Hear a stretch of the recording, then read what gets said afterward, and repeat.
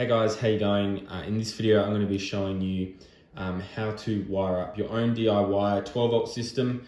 You might have to do this if you don't feel like buying a battery box that's pre-made or pre-wired, or you want a custom setup yourself, or maybe you just want to learn. So in this video, I'm going to be showing you a rough diagram of one way you can do it. This is a reasonably common setup in how people might run their 12 volt. It's going to be a one take video because I've only got one of these diagrams, but just bear with me. I'll just give you a few examples of other things you might want to do, whether it's wiring in switches, running different accessories, etc. The first thing is we want to charge our secondary battery because we don't want to be running our starter battery. We don't want to be running our accessories off of that.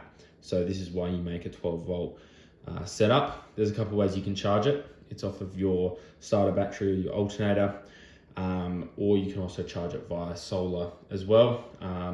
In this instance, I'm going to show you both because a lot of DC-DC chargers actually have both. So basically you want to run a positive cable from your starter battery here, and you want to run it from the battery, and reasonably quickly, soon after you start running that positive cable, you're going to want to fuse it or put a circuit breaker through that cable, because you don't want anything happening causing fires or anything like that, and then that can damage your car battery, and that's probably the worst outcome possible. So you want to avoid that at all costs. That's like a last resort sort of fuse. And depending on what DC-DC charger you get, you're going to want to run it to whatever port it says, but you want to run it into your DC-DC charger, a positive cable that is. And then it's going to run through this DC-DC charger and it's going to come out. You want to run it through another fuse, right? And the size of the fuse is going to depend on what size battery you have, how much stuff you're running off of it, etc. But I'll let you do your own research because that's going to be your own custom setup. And then from that fuse, you want to run it to the positive connection on your battery. Now, one thing about 12 volt power is it can run one direction and also the other direction as well. So to get power to all your accessories, it's going to run back from this battery through that same cable, back through this same fuse. And here, past this fuse, you can split it off into your accessories. So we're going to put it into this positive, what I call bus bar.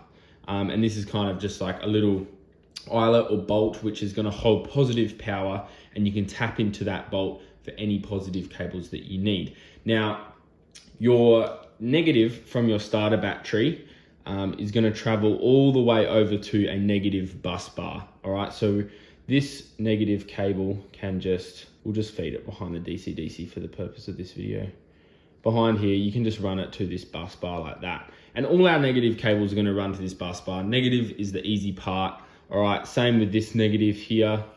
You're going to run that to that bus bar as well. Now, solar, depending on your DC-DC charger, is going to depend on whether you have solar input or not. But generally, it will come out of this DC-DC charger. All right, so you're going to have a positive running to some sort of Anderson plug or something like that, and a negative also running from your DC-DC charger, because when solar is getting inputted into the charger, it is going to go through here and then through this line back to your battery.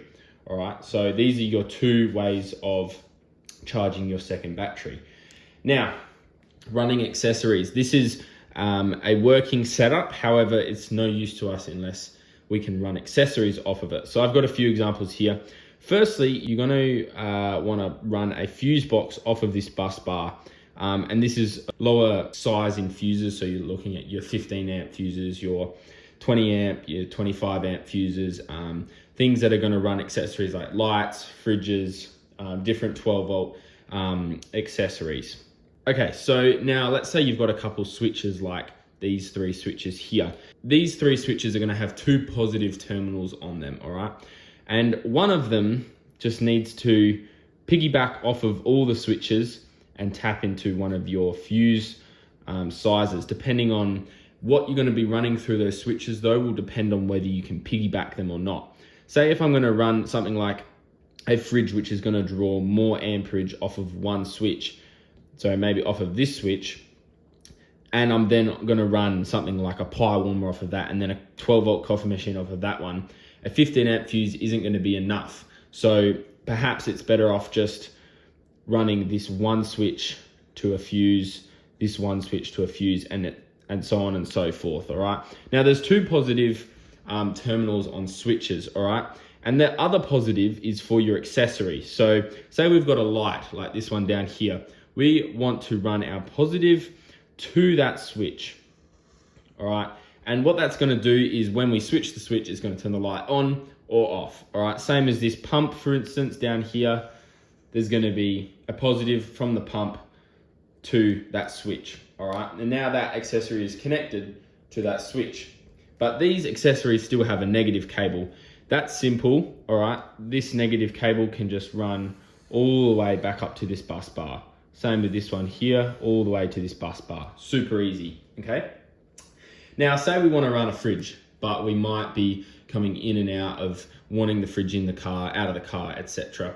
We might want to run it off of an Anderson plug or some sort of plug. So this Anderson plug, all it needs to do is have a positive to that switch and then also a negative to that bus bar. This can have a positive to the fridge and a negative to the fridge, and we can take the fridge in and out via that plug. Now, for instance, what if we wanted something like a cigarette port or an iPhone USB charger?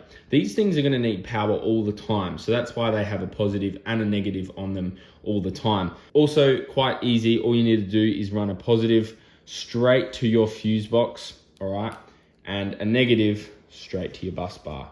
You guys, I'm sure, can understand how the process goes now. Negatives to your bus bar, positives to your fuse box, and your happy days. If you didn't know anything about 12 volt before, and now you do because of this video, please consider subscribing. It would really help us out and mean a lot. However, thank you so much for watching, and I hope all the best for your 12 volt setups as well. Cheers guys, have a good one.